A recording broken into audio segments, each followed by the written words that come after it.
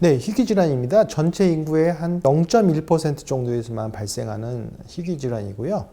이게 이제 관심을 갖게 되는 이유는 전신성 자가 면역 질환이에요. 그리고 젊은 여성한테만 주로 생겨요. 그러니까 여성, 남성 비율이 거의 9대1. 남성한테 거의 안 하고 여자한테만 오는 병이고 젊은 여성, 가임기 여성이 온다는 거죠. 전신성 자가 면역 질환이 뭐냐면 그래서 우리 몸을 보호하는 건데 자기 집에 대해서 면역이 생긴다. 그러니까 즉 자기 집을 갖다가 그 백혈구 면역세포가 공격을 해서 내 조직이 손상을 받고 그래서 장기 염증이 전신으로 나타난다. 그래서 전신 홍반 루푸스라고 얘기를 합니다. 그런데 왜 홍반 루푸스냐?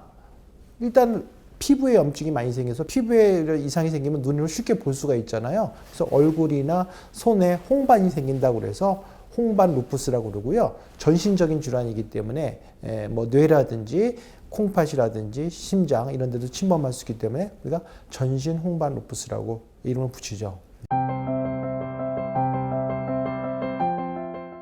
미열감이나 권태감 이런 것들이 한 3개월 이상 지속이 되고 관절통이 자주 오고 그리고 젊은 여성한테서 그리고 피부에 발진이 이유 없이 자꾸 얼굴이나 손발에 생긴다면 한번 의심해 볼 수가 있죠.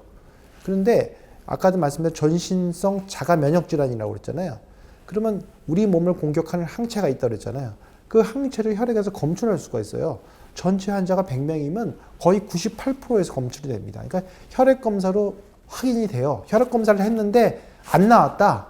그러면 아닌 거예요. 그래서 혈액 검사를 병원에 가서서 항핵항체라는 자가 면역 항체 검사를 하게 되면 알 수가 있습니다. 그래서 거기서 양성이 나타나게 되면 어느 정도 좀 의심이 더 많이 하게 되고요. 거기에 또 정밀한 혈액 검사를 하게 되면 확진할 수 있습니다. 스테로이드를 옛날보다 사용이 많이 줄었고요. 스테로이드를 대체할 수 있는 면역 억제제, 면역 치료제가 많이 개발이 됐어요.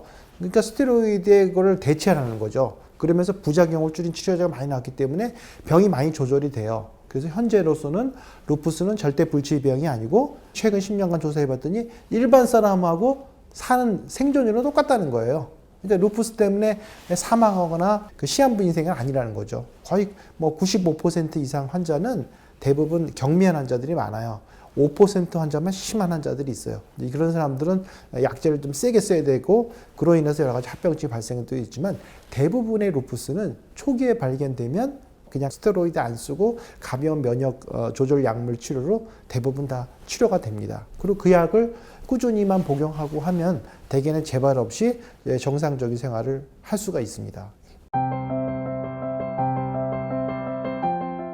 제가 보는 환자들도 젊은 사람들이 많은데 고등학생인 경우에 20대가 되면 확 나빠집니다. 그 얘기는 뭐냐면 스트레스가 굉장히 중요하다는 거예요. 수면하고.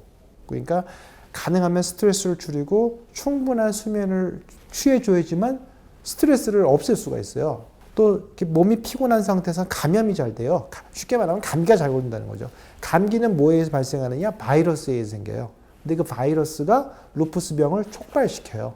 그러니까 감기에 잘 안 걸리는 습관, 그다음에 그러니까 구강이나 이 코라든지 점막 이런 데를 깨끗이 하고 어디 외출 후에는 그걸 닦아주는 그런 습관, 뭐 이런 것들이 재발이나 악화를 방지할 수 있는 중요한 그런 생활 습관이 되겠고요. 오메가3 지방이 풍부한 음식들 이런 것들이 약간 항염증 효과가 있어요. 그래서 루푸스 진행 경과를 좀 양호하게 좋게 한다는 보고도 있어서 이제 그런 음식들도 많이 섭취하는 것도 약간 보조적인 방법으로 도움이 될 수가 있습니다.